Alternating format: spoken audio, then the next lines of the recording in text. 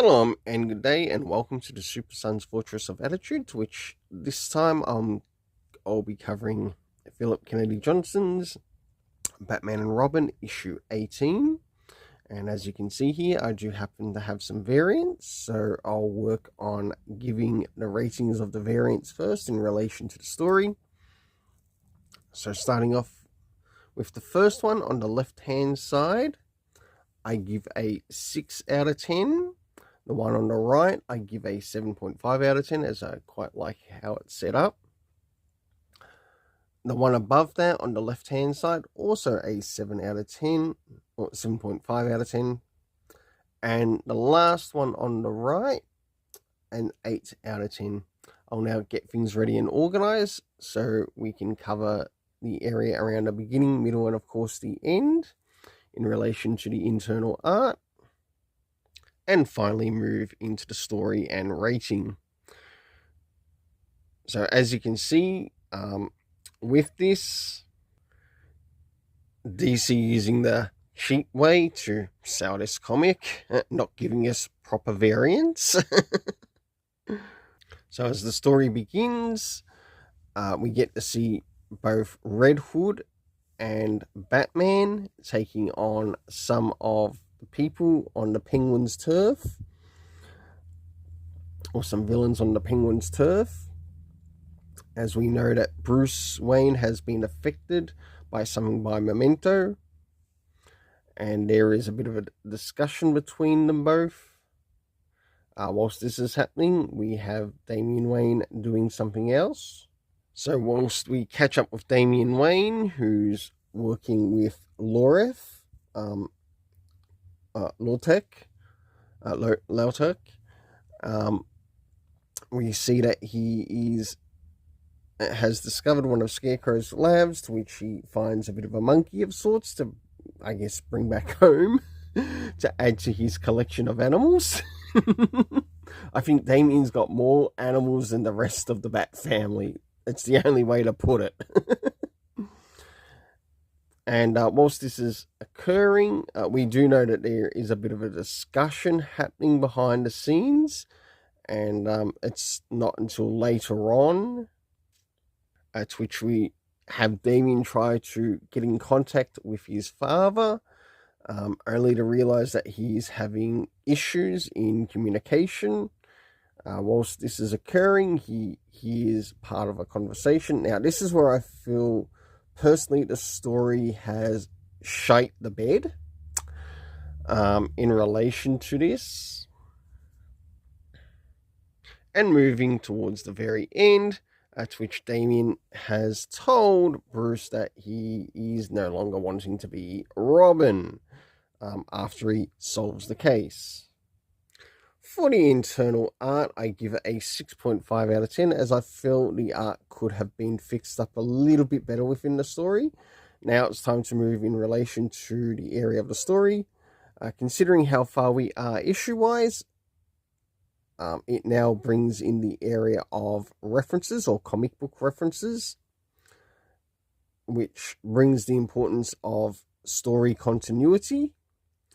If things like that are not included, it is subject to losing points. But even if it is included, that's still not to say that there will be points lost in other areas.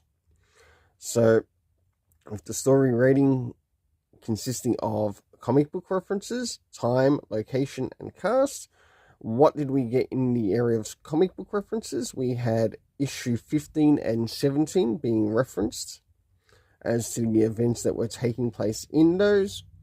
Next is the area of time. I really wish the time area would be fixed up a little bit more as to what happened within this story, because the way the time is done now in present DC Comics, or in the present Batman and Robin run, I must admit, it feels like a crap show. It's the only way to put it. There are times and places where it feels like it comes off, it's easy to understand, and for this, it felt like it was a little bit harder to understand. To which I somehow managed to get 6:41 p.m. to 1:34 p.m. Whether that takes place over 2 days or the same day, I got no bloody idea. It's a little bit hard to see as it comes across. I think if they brought in, say, the past day, present day, and next day, that would probably make things a little bit more easier. Sure, you can still include the time. Just if you're going to include the time, you could say next day at 7 p.m. or next day at 8 p.m., 9 p.m. or whatever. I think that would help a lot within the story. Next is the locations, to which we have the main being Gotham. We had the Royal Hotel and also one of the universities within Gotham. The cast of characters consisting of Batman, Bruce Wayne Batman, Jason Todd Red Hood. We also had Dorsey, Scarecrow, Damian Wayne Robin. We have the work of Memento here, Loratek and Dr. Bashir.